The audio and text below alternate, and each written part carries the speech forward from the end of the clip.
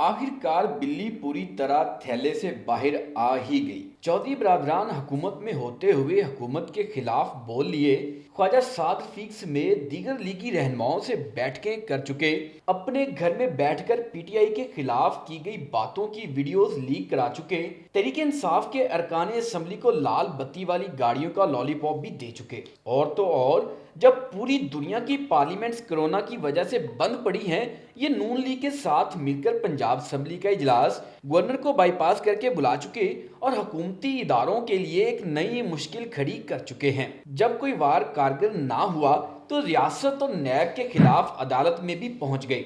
चौधरी शुजात हुसैन और चौधरी परवेज लाई ने लाहौर हाईकोर्ट में 3 पिटीशंस दायर की हैं। इन पिटीशंस में उन्होंने खुद को फरिश्ता साबित करने की भरपूर कोशिश की है। ये अदालत को मुखातिब करके लिखते हैं कि इन दोनों का काबिल कदर सियासी बैकग्राउंड है।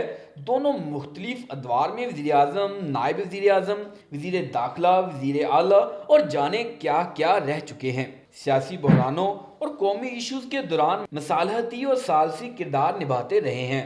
इनको सियासी बुनियादों पर एहतसाब के नाम पर इंतकाम का निशाना बनाया जा रहा है। नैब सियासी इंजीनियरिंग के लिए काम करता है। उनके खिलाफ इख्तियारात के नाजायज़ इस्तेमाल, आमदन से ज़ायद असासों और कर्जों की अदम अदायगी की इंक्वायरी सन 2000 में नैब ने सियासी मुहर्रकात के बायस दी, जो आज तक खत्म नहीं की गई, ताकि उनके सियासी किरदार को महदूद रखा जा सके। अदालत इस इंक्वायरी को खत्म करने का हुक्म जारी करे। चौधरी बरादरान इस पर बात क्यों नहीं करते कि नैब का इदारा जिस पर वो सियासी इंजीनियरिंग का इल्ज़ाम लगा रहे हैं, ये इदारा उनके माजी के मुरब्बी और मुशफिक जनरल परवेज मुशर्रफ ने बनाया था। वही परवेज मुशर्रफ जिसके इक़्तिदार को इन दोनों भाइयों ने मजबूत किया। इसी मुशर्रफ के दौर में उनके खिलाफ इंक्वायरी शुरू हुई, लेकिन उनके सियासी असर और रसूख की वजह से दबा दी गई। ये बड़े बड़े ओहदों पर फायज रहने को अपना तुला इम्तियाज करार देते हैं, लेकिन ये बताने से कासिर हैं कि जब वो ओहदों पर फायज थे तो उन्होंने निज़ाम इंसाफ को बेहतर बनाने और सियासी इंतकाम का रास्ता बंद करने के लिए कोई इकदामात क्यों नहीं किए।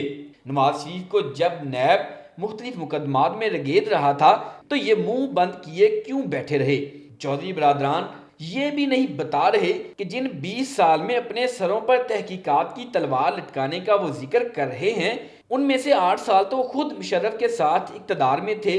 ये दोनों भाई फखरिया लिखते हैं कि उनका बहरानों के दौरान मिसाली मिसालती किरदार रहा है। ज़रा इसको भी तफसील से सुन लें। लाल मस्जिद में आप मसालहत कराने पहुंचे और नतीजा खून रेजी की सूरत निकला।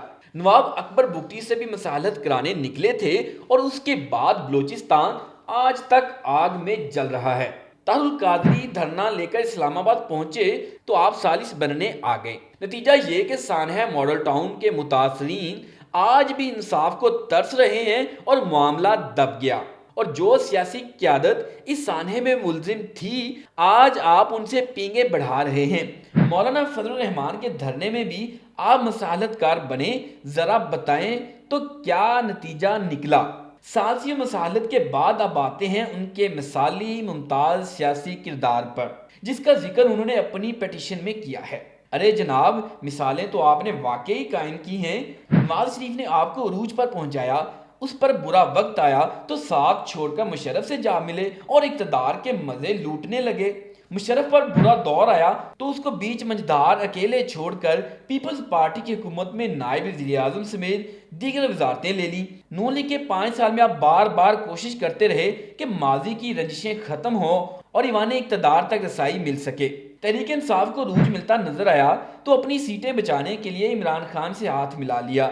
जीत गए, कुर्सी मिल गई तो मनपसंद वजारतें मांगने लगे, अपनी मर्जी के अफसर लगवाने लगे।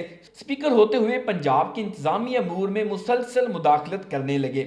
मना किया गया तो एक बार फिर सांप सीढ़ी का खेल शुरू हो गया। लेकिन हालात बता रहे हैं कि अब की बार सियासी विचोलों को कोई सीढ़ी नहीं मिलेगी जो इनको ऊपर पहुंचा सके। अब पंजाब की सियासत में कोई नया मंजूर वटू नहीं बन पाएगा कि 10-12 अरकान के साथ स्पीकर के ओहदे पर फायज हो और रातों रात वफादारियां खरीद कर 24 घंटे में वजीर आला बन बैठे।